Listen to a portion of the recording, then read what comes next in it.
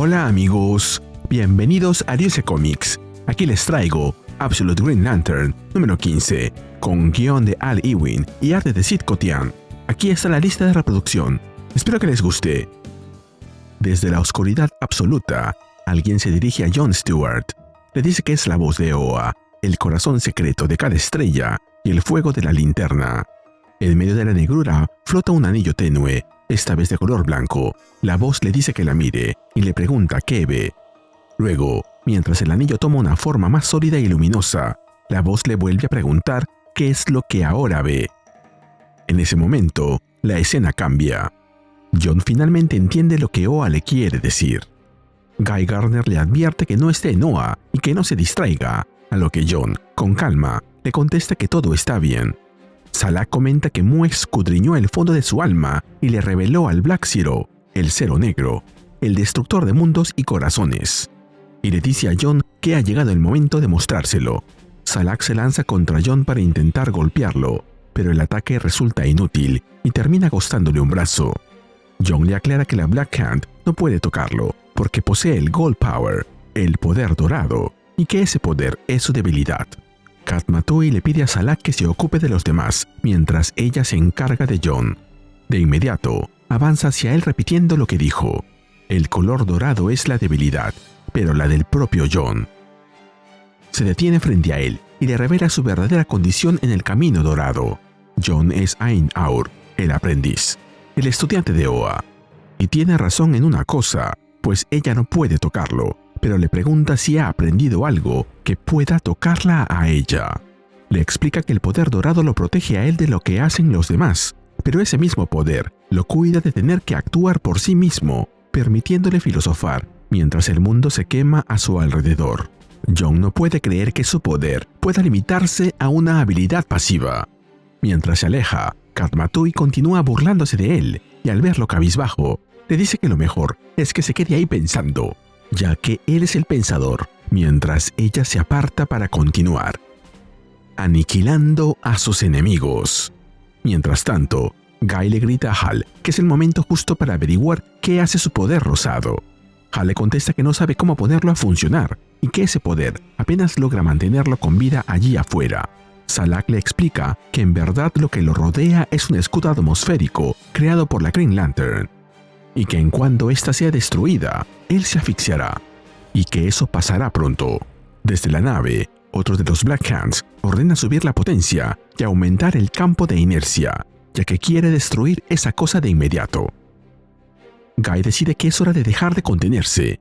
De repente, su cuerpo empieza a sufrir una extraña transformación. Un agujero se abre en su abdomen, sus tripas se retuercen dentro de su cuerpo, haciendo sonidos raros, hasta que al fin algo rojo, rígido y carnoso se extiende hacia adelante. Katmatui y Hal observan el espectáculo con repulsión. Salak, por su parte, piensa que eso es algo hermoso. La masa roja orgánica que brota de Guy le escupe a Salak desde su su boca, quemándole la cara. Katmatui lo sostiene entre sus brazos y se lo lleva volando, mientras le exige que ignore el dolor para concentrarse en la voluntad, que es lo único que existe. Ya con esa cosa dentro de su cuerpo nuevamente, Guy explica que lo que acaba de hacer es parte de la disciplina de Ain Rao, la del iniciado rojo, la cual da un control total sobre el cuerpo y sus funciones. Explica que el estómago produce ácido clorhídrico para digerir la comida y que eso lo convierte en un arma. Hal le pregunta si eso significa que Toma-Re también puede hacer algo parecido. Guy le responde que no tiene la menor idea y que, si quiere saberlo, tendrá que preguntárselo directamente. Pero, para lograrlo, primero tiene que saber dónde encontrarlo. Nos movemos a la pelea entre Toma-Re y John Molin. Ella lo ataca con un puño gigante y le advierte que tiene dos opciones: o se sale de su cabeza, o ella se meterá a la fuerza en la de él. Toma-Re, en respuesta, invoca una caja. De inmediato, se levanta una estructura a su alrededor y le dice que están siendo testigos de lo que pasa cuando una fuerza irresistible se encuentra con un objeto inamovible. Desde adentro, agrega que el poder verde y el rojo no son tan distintos, ya que los dos funcionan con base en el conocimiento. Le señala que ella apenas sabe lo suficiente para hacer construcciones y disparar energía, aclarando que no es poca cosa, pues solo lleva unas semanas usando el poder verde, mientras que él lleva años con la llama roja. Sabe todo lo que hay por saber. Si quisiera, podría encerrarla en una caja y acabar con ella en ese mismo instante, aunque eso no le serviría de nada a nadie. Finalmente, se pregunta qué podría ser más interesante que una caja. Y él mismo se responde: un laberinto. Joe aparece de repente en medio de uno.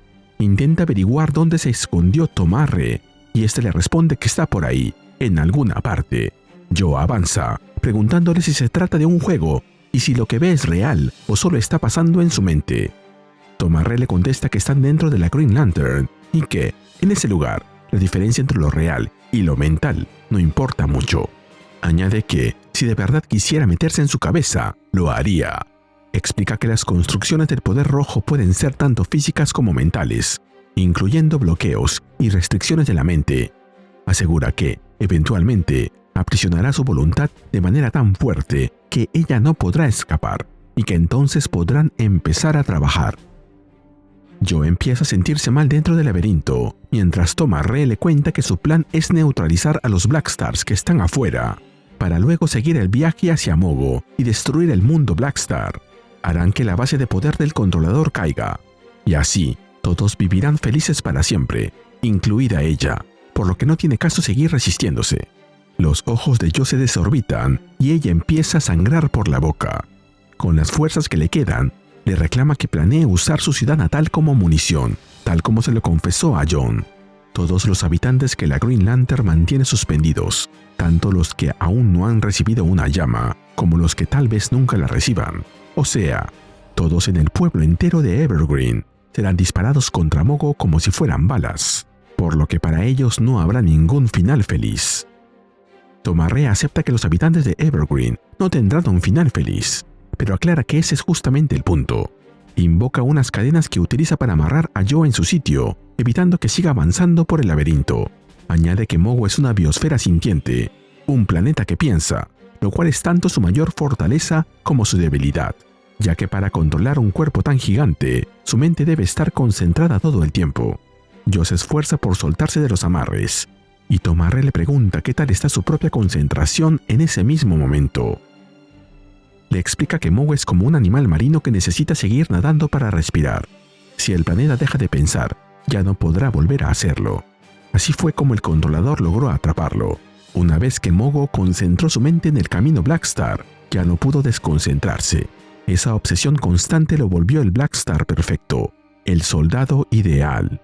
Sin embargo, esa misma característica es su punto débil.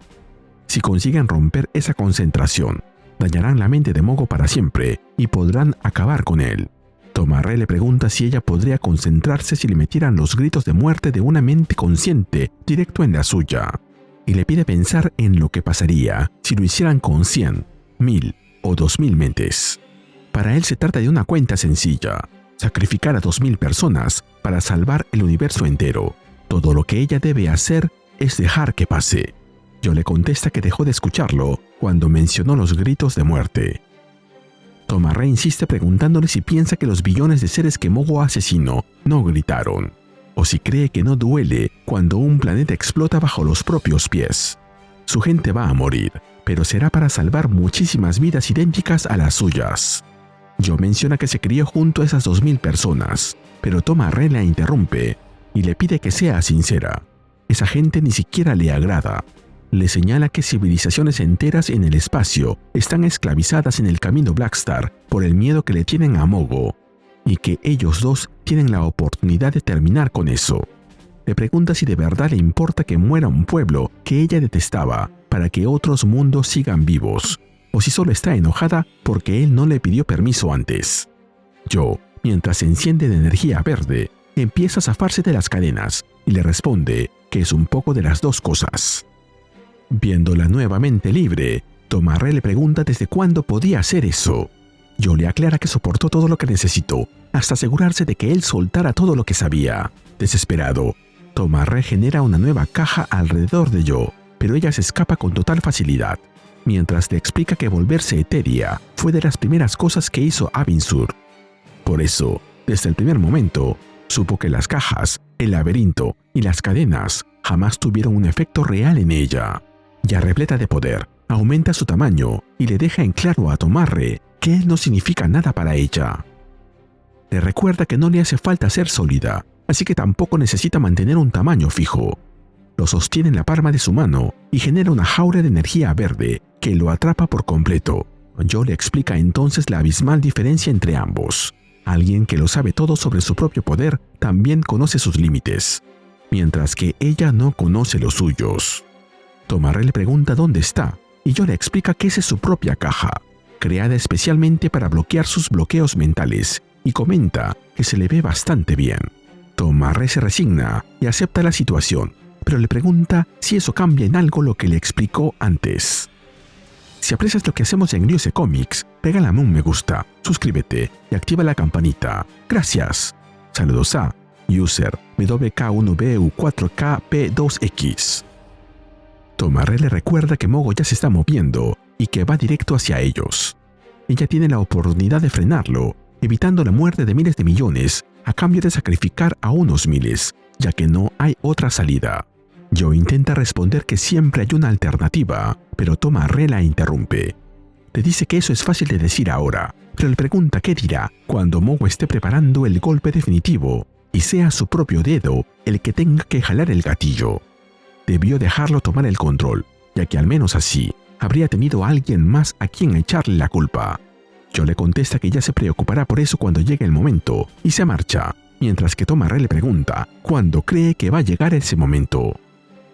Él ya le contó que estaban cazando a Mogo y toda cacería empieza yendo al lugar donde está la presa y poniendo una carnada, algo que la bestia quiera. Volvemos con John, Guy y Hal en medio de su pelea con los Black Hands. Todos se muestran sorprendidos por algo que aparece sobre ellos. Tomarre le pregunta nuevamente a Joe cuándo cree que llegará ese momento. Y le da la respuesta. Ese momento ya ha llegado. Frente a Hal, John y Guy aparece Mogo, quien declara que los Tomars son anomalías y abominaciones condenadas a muerte por orden del controlador de Mu. Pero antes de morir, deben saber por qué se los sentencia y el nombre de quien los está sentenciando. Ese nombre es Sin-Estro. Mogo desglosa su significado sílaba por sílaba. La primera parte representa la ausencia, la del medio, la esencia de cada ser vivo, y la última significa alcanzar la libertad. Y todo eso, en su conjunto, significa que no existe el escape para nadie. En ese instante aparece un ser con el rostro deformado y con una imponente armadura dorada, que sostiene una máscara entre sus manos. Se trata de Absolute Sinestro, aunque aquí ese no es su nombre, sino que hace referencia al lema de los Manhunters en el universo principal de DC. Ningún hombre escapa de los Manhunters. Además, su armadura se parece a la de un Manhunter, y se nos cuenta que esta historia continuará. Este número se siente como el momento en que por fin la serie deja de hablar en clave y empieza a ordenar sus ideas. Todavía hay cosas medio raras. Todavía hay poderes que parecen que se le ocurrieron a Al Ewing mientras estaba en el baño y que aparecen justo cuando el personaje los necesita. Pero aquí al menos todo empieza a tener más forma. El poder dorado de John, por ejemplo, me gustó porque no lo vuelve simplemente invencible. Lo protege, sí, pero también lo obliga a quedarse quieto mientras todo se cae alrededor. Lo mejor del número, para mí, está en Joe contra Tomarre. La pelea tiene ese ritmo de combate exagerado, con poderes que suben de nivel y trucos cada vez más locos. Pero lo que de verdad pesa es lo que se están diciendo. Tomarre funciona porque no se presenta como alguien que solo quiere destruir por destruir. Su lógica es fría, horrible, pero clara. Sacrificar a unos miles para salvar a miles de millones. Y lo más incómodo es que usa Evergreen contra Joe, como si el hecho de que ella haya tenido una relación complicada con ese lugar le quitara derecho a defenderlo. Y luego está Guy, que honestamente se roba una de las escenas más asquerosas del número, eso de usar su propio cuerpo como arma, sacando ácido del estómago. Es repulsivo, pero encaja con esta versión más extraña y visceral de los Lantern. Y si la narración parecía describir algo diferente, debe ser solo tu imaginación. Hal, en cambio, sigue dando la sensación de estar sobreviviendo más que entendiendo, y eso hace que el grupo se sienta interesante. John duda, Guy improvisa, Hal aguanta, y Joe empuja sus límites sin saber bien dónde terminan. El arte también ayuda mucho, sobre todo en las peleas grandes, porque todo se siente enorme, raro y medio psicodélico, sin perder fuerza. Y con Mogo apareciendo junto a este Absolute Sinestro, el cierre deja la amenaza en un punto muy alto.